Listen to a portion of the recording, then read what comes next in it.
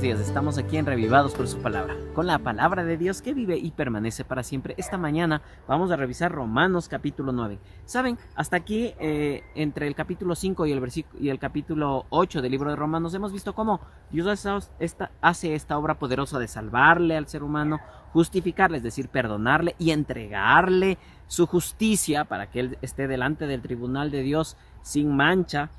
Y luego cómo Él le santifica, es decir, cómo le capacita para que su vida cristiana pueda llevarla a cabo de una manera que refleje el carácter de Dios. Y eso habíamos visto ayer, ¿no? Y cómo esta lucha que tiene el ser humano con su propia naturaleza, pues no es una lucha que le corresponde al ser humano, sino al mismo Dios. Es decir, Dios es el que con el poder de su espíritu va a vencer en nosotros, y esa victoria es nuestra, esa victoria que consuma el espíritu, que consuma el Señor en nuestras vidas. Ahora se hace un paréntesis porque Pablo quiere topar en 3 capítulos, que son la otra parte del libro de Romanos, el capítulo 9, 10 y 11, va a hablar sobre el pueblo de Dios, sobre el Israel.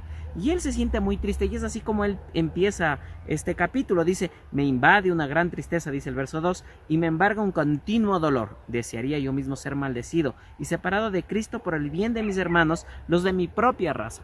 Él siente mucha tristeza porque él se da cuenta que en este último tiempo para Pablo, los judíos habían rechazado a Cristo. Ellos habían rechazado el pacto, habían rechazado las promesas y habían rechazado la misericordia de Dios. Y él se siente tan preocupado por esto y comienza a hacer una recapitulación sobre algunas cosas que parecen difíciles de comprender, como por ejemplo dice el verso 16: por lo tanto la elección no depende del deseo ni del esfuerzo humano, sino de la misericordia de Dios, ¿no?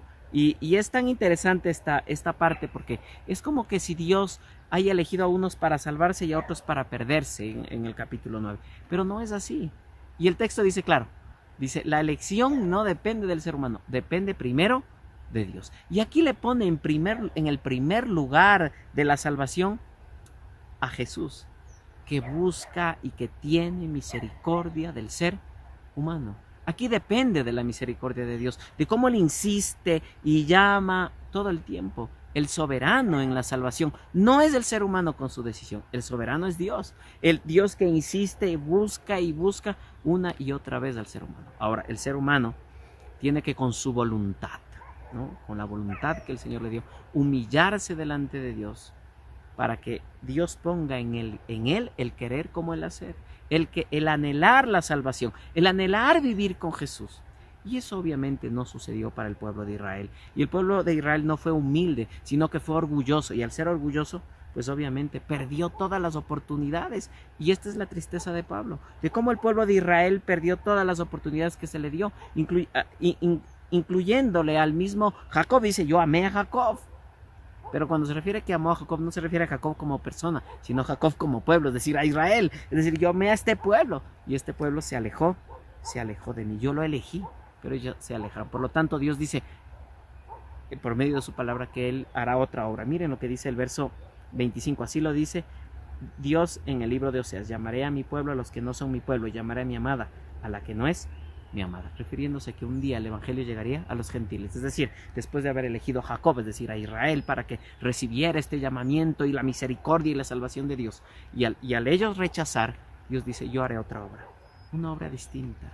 Llamaré a los que no son mi pueblo y los haré mi pueblo. Llamaré a los que no eran mis amados y los haré amados. Esos somos nosotros. Aquí encontramos la gracia y la misericordia del Dios Todopoderoso, del centro de la salvación, que es Él, llamando y buscando una y otra vez a los que Él eligió y después a los que no eligió y después eligió, es decir, a los gentiles, que somos nosotros. Vamos a orar a Dios y agradecer por esta misericordia y esta bondad tan grande. Querido Dios, gracias porque eres un Dios bueno, nos amas y entendemos, oh Dios, por tu palabra, que todo depende de tu misericordia, todo depende de tu amor, y que esta mañana tú nos extiendes tu amor y tu misericordia para salvación, y nos presentamos humildes, Señor. Humilla nuestro corazón para entenderte, oh Dios, para que con nuestra voluntad pueda ser motivada, Señor, hacia buscarte a ti solamente, Señor. Acompáñanos este día, esta jornada de actividades, en el nombre de Jesús. Amén. Que Dios te bendiga.